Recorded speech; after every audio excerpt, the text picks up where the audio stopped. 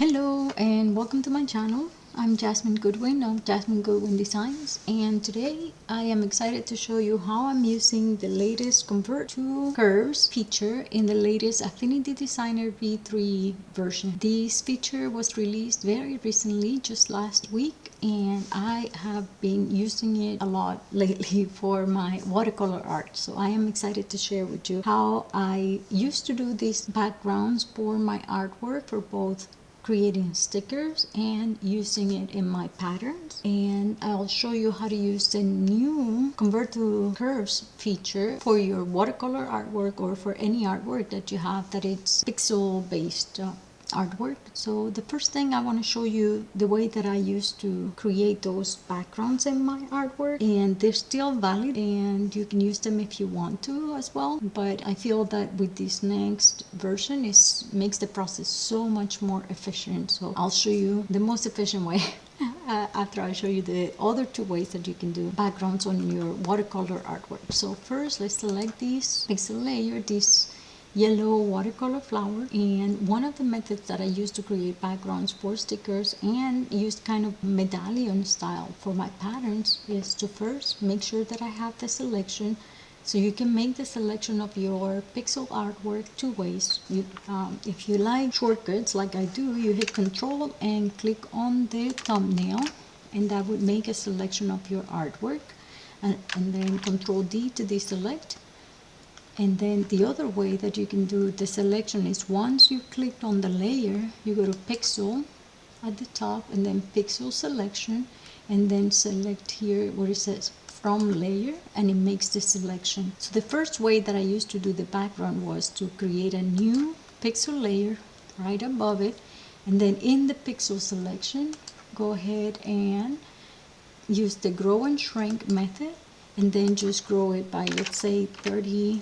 It's not big enough, let's say 70 pixels. Okay, that's good, and it gives me, apply that, and then it gives me a good selection and a little bit of background that it's the shape of my artwork. And then I would just go here and select the flood fill tool, the little bucket, and in that new layer, the new pixel layer, I just fill the background and just fill that layer.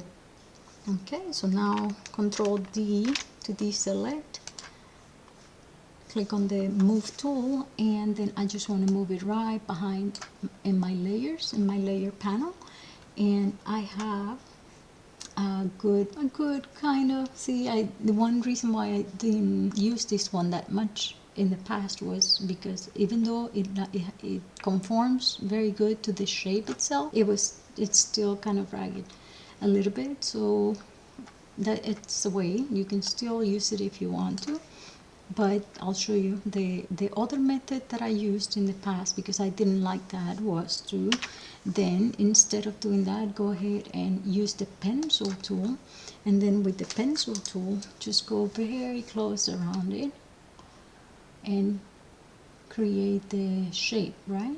So that was another way that I was doing this, and then it gives me a shape that it's a little bit better, and it's also a vector that I can just change the colors fairly quickly. And this is another valid way to do it, and now you have a vector, it's easy to change colors, etc. But then in order for this one of the things that you had to do then was to modify these one by one and make sure that you have that they're close enough. And now with the latest version you don't even have to do that anymore. So let's go ahead and select that layer and delete the layer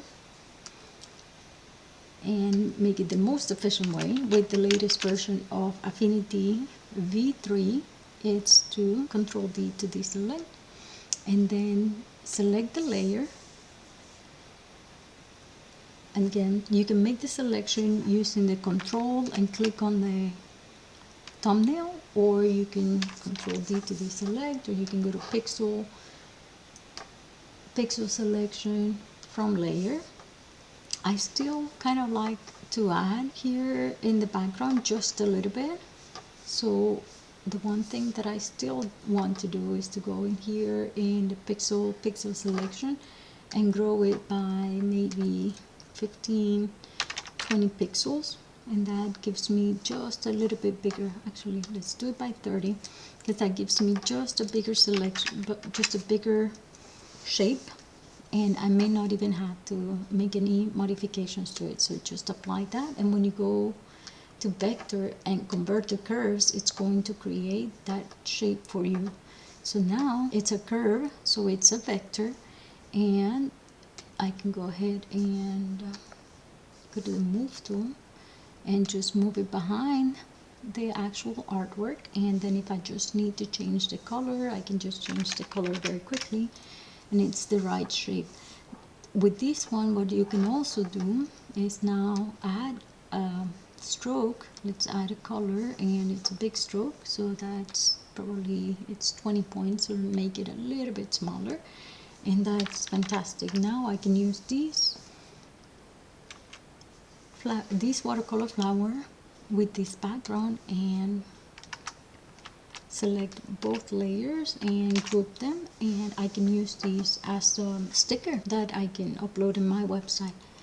So that's fantastic. The other way, let's try one more. Let's try this one here. The same thing. I like using the shortcut, so I'll hit Control and click on the layer. It gives me the selection. And let's see, you can do the grow as well. I kind of like doing that, but you don't really have to. So let's try without doing the pixel modification. Just vector, convert the curves, and it gives me the shape. And because I already had a stroke, it gave me a stroke. But if I go here to the swatches panel and turn off the stroke color, it gives me just the actual shape. So let's move the shape down below, move this down below, and you see it's the exact same shape as the original artwork, the original watercolor artwork. So in this curve, I can go ahead then and add a stroke. Let's see, maybe I want to add this stroke on a different color.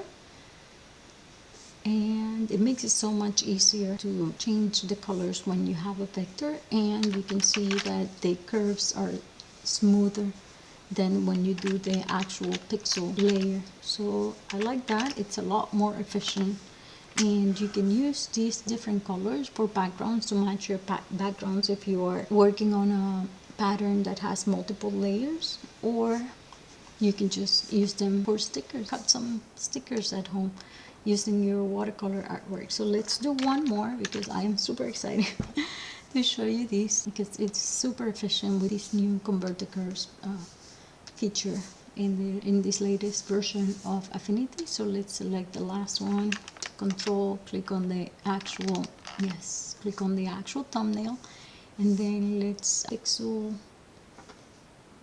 selection, let's grow by maybe, let's say 30. Okay, that's not bad. Let's say 60. That's probably more than enough for my patterns. And then I'll have the full shape. Now that I still have the selection, go to vector and convert the curves. Now it has a stroke that I don't need because I already added. Actually, let me show it to you. Okay, it has a stroke when it did it because I already had a color assigned to that, but let's move it behind the layer so you can see.